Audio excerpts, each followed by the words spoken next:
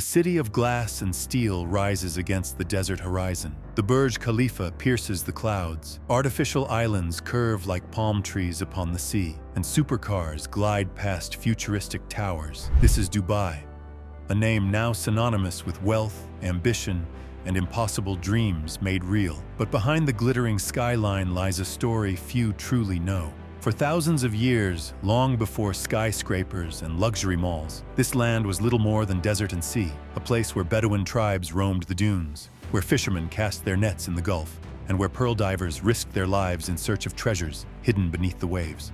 Survival here meant resilience, and resilience would become Dubai's greatest strength. The city's rise is not just a tale of oil wealth, as many believe.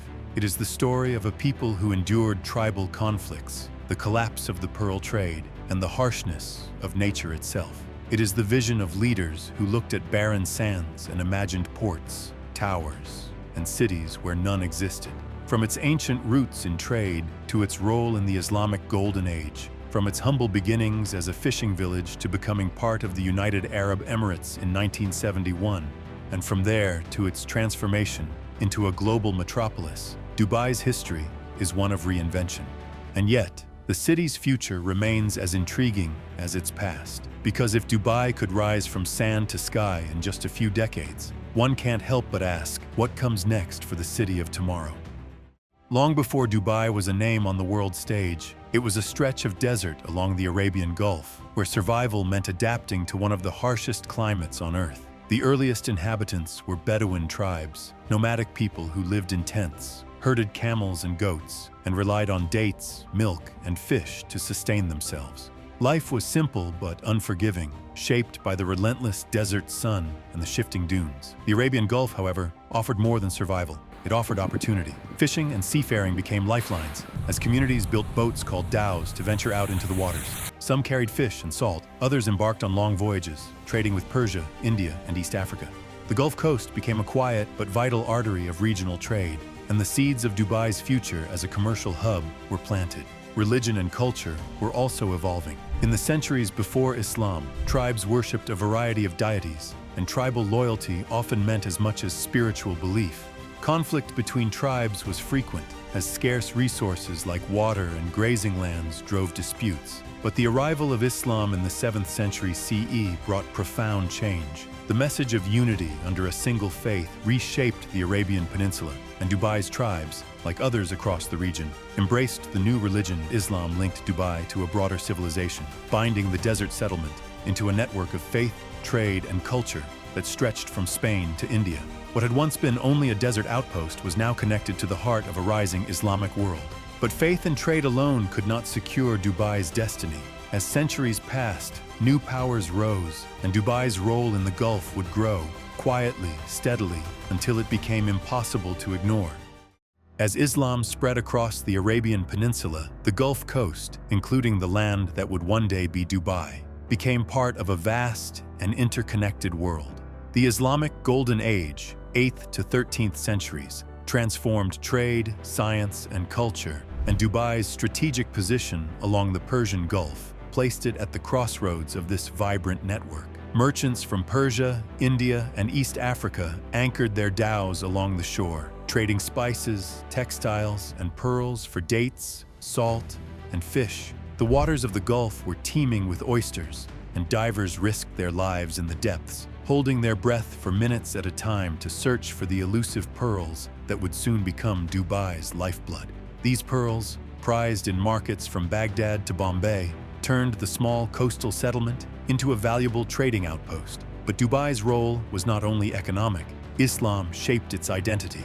Mosques rose in simple forms, becoming centers of community life, while Islamic law guided commerce and governance. Pilgrims passed through its waters on their way to Mecca, adding to the city's growing significance. Yet, life remained fragile. Desert storms, shifting alliances, and rivalries between tribes often threatened stability. Control of Gulf trade routes was contested by regional powers, from the Abbasids in Baghdad to Persian dynasties across the water. And as European powers began to explore the seas in later centuries, the Arabian Gulf itself would become a target of global competition. Dubai had become a modest but recognized port, known for its pearls and position. But destiny had more in store, for in the centuries to come, Dubai's pearls would shine brighter than ever, drawing not just traders, but also rivals, empires, and the attention of the world.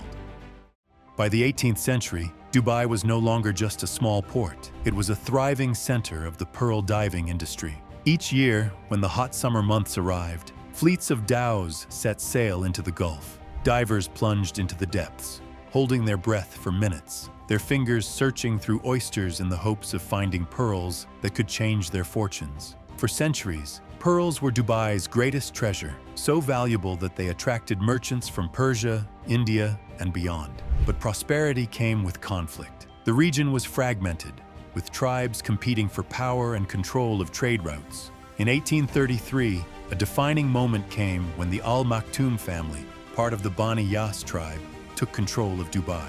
Under their leadership, Dubai began to stabilize and grow, laying the foundation for the ruling dynasty that still governs today. This period also brought global powers into Dubai's story. The waters of the Gulf were vital for trade routes to India, and the British Empire sought to secure them. After decades of clashes with Gulf tribes, the Trucial States Agreement of 1853 was signed, bringing Dubai and its neighbors under British protection in exchange for peace at sea.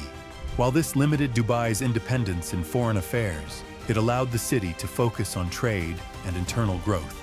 By the late 19th century, Dubai was emerging as a key port along the Gulf.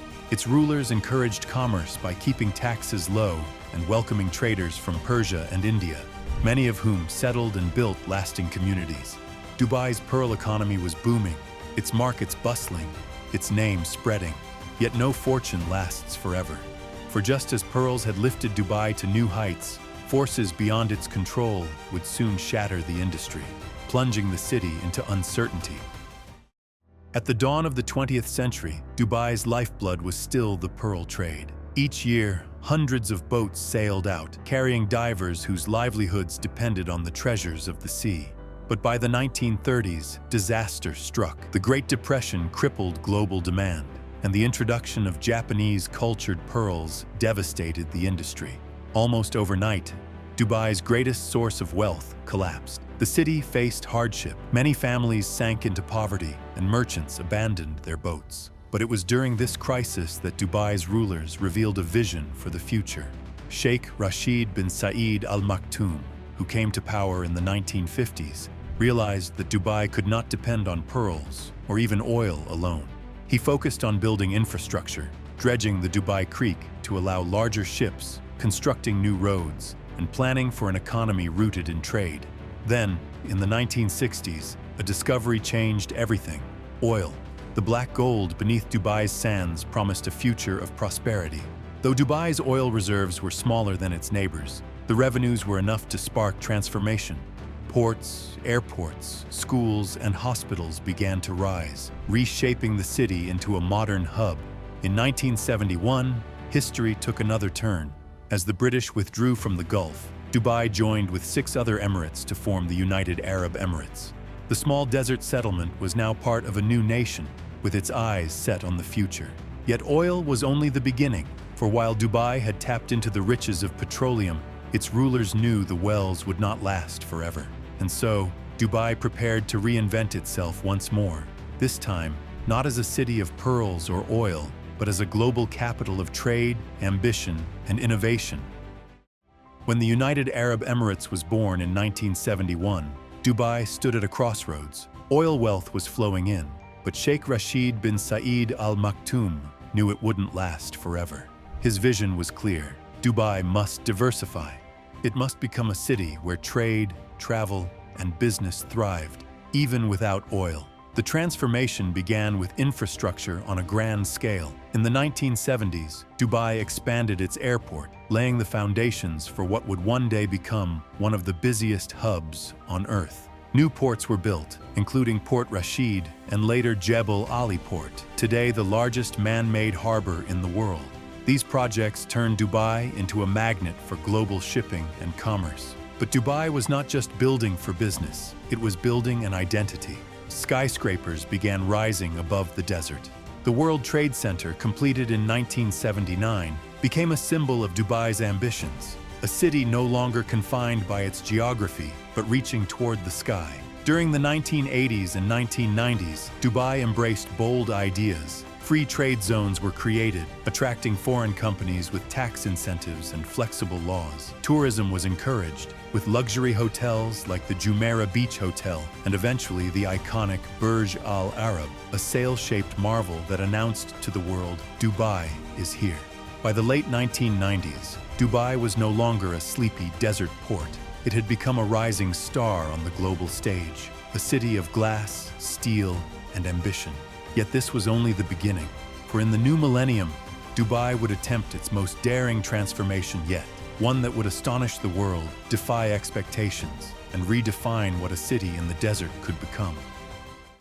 The dawn of the 21st century marked Dubai's boldest leap yet. With limited oil reserves, the city turned to its true resource, vision. The desert was about to be transformed into a playground for the world. Megaprojects rose from the sand, each one more ambitious than the last. The Palm Jumeirah, an artificial island shaped like a palm tree, stunned the world with its scale. Soon after came the Burj Khalifa, piercing the sky at over 800 meters, the tallest building on Earth, a monument to Dubai's ambition. Shopping malls, luxury resorts, and man-made wonders made the city a destination for millions of tourists each year. But Dubai's story was not without challenges. The 2008 global financial crisis shook the emirate, halting construction projects and casting doubt on its rapid expansion. Yet Dubai survived, stabilized by support from Abu Dhabi, and emerged stronger. By the 2010, it was reinventing itself again, this time as a hub for finance, technology, and innovation. The world took notice when Dubai hosted Expo 2020, delayed to 2021 due to the pandemic, welcoming nations from around the globe and showcasing itself as a bridge between East and West. By 2025, Dubai stands as one of the most futuristic cities on the planet, home to driverless transport, artificial intelligence initiatives, and even plans for missions beyond Earth. What began as a fishing village has become a symbol of human ambition, proving that vision and determination can reshape not just a skyline, but history itself. And yet, Dubai's story is far from over. For a city built on dreams does not stop dreaming. The next chapter is still being written,